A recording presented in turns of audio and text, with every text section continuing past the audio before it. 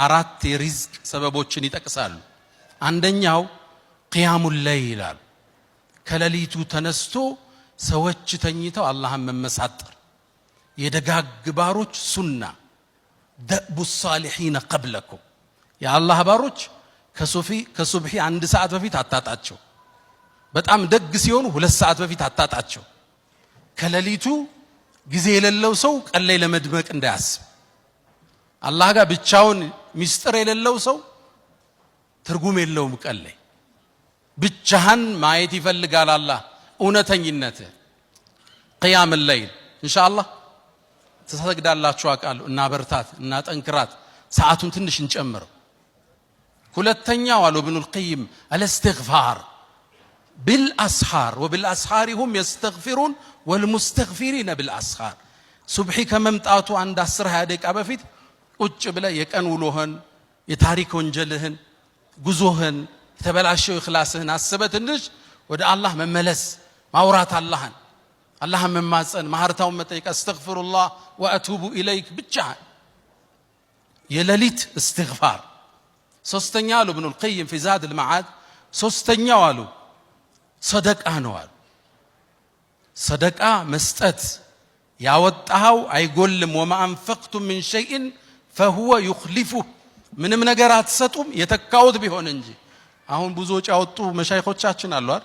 ሪዝቁ ተመልሶላቸዋል። ክብሩን የቀራቸው ደረጃውን የቀራቸው ቃሉ ነው አላህ።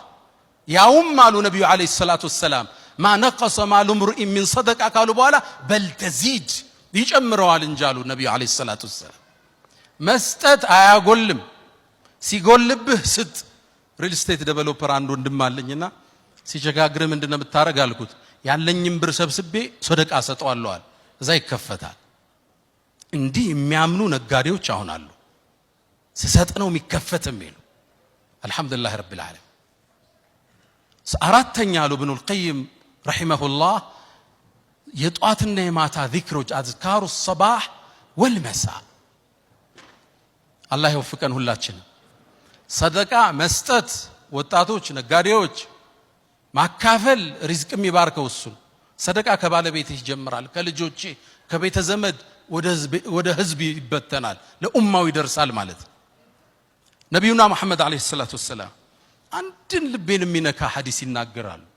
ከሳቸው መላክ በፊት የነበረ ክስተት ነው። ሰሒህ ሙስሊም ላይ የተዘገበ አቡ ሁረይራ ያስተላለፉት ሐዲስ ነው። በይነማ ረጁሉን ይላሉ አንድ ሰው ድርቅ ባለ ምድረ በዳ ሲያልፍ ጉሙን ከላይ መላእክት ሲጣራው ሰማሉ ነብዩ አለይሂ ሰላቱ ወሰለም። ሰሒህ ሙስሊም ያለ ሐዲስ። አንተ ደመና ሆይ የገሌን ማሳ ሄደህ አጠጣ ይለዋል። ልብ በሉ ሐዲሱን ልብ በሉት። የገሌን ማሳ ሄደህ አጠጣ ተብሎ ለደመና ትእዛዝ ይሰጣል። ከዛም እንዴት ደመና ይታዘዝለታል? ማን ነው ብዬ ደመናውን ተከተልኩት ይላል። ይሮጣል እሮጣለሁ፣ ይወርዳል እወርዳለሁ። ከዛ ይሄ ደመና ሄደና አካባቢው እኮ ደርቋል፣ ማሳዎች ወድመዋል። አንድ እርሻ ላይ ቆመችና ደመናው አፈሰሳል። ደመና የተላከለት ሰው ማለት ልባትሉ ይሄ ሰው ማን ነው አሉ። ደመና የታዘዘለት። ልክ በሩን ከፍቶ ሲወጣ አንድ ሰው አለ። እገሌ ወይ ስምህ ማን ነው አልኩት። ለምን ጠየቀኝ? ማወቅ ፈልጌ ነው። ስሙን ሲነግረኝ ለደመናው የተነገራት ስም ነው አለ። የገሌን ማሳ አጠጭ ይላል። ደመና የታዘዘልህ ለምን ጠየቀኝ? ደመና ሲታዘዝልህ አይቼ ነው። ምን ሰርተ ነው አልኩት። አንድ መልስ መለሰ። ነጋዴዎች ስሙት። እኔ አለ ትርፍ ሳተርፍ ከ3 ከፍለዋለሁ አለ። 33%ቱን ሰደቃ የአላህ ነው የኔ አይደለም አለ። ሰደቃ ሰጠዋል። 33ቱን ለኔና ለቤተሰቦቼ ቤትም ገዛ መኪናም ገዛ። ሌላውን መልሼ ሪኢንቨስት አደርገዋለሁ፣ ወደ እርሻ ይመልሰዋል። ልባላችሁ ሼር ሆልደሩ ማን ነው? ከሱ ጋር 33% ሼር ያለው ማን ነው? አላህን ሸር ከቷል። ልባላችሁ ወጣቶች አስቀናም ሐዲስ። አሁን 2.5% ዘካ ለማውጣት ተናንቆናል።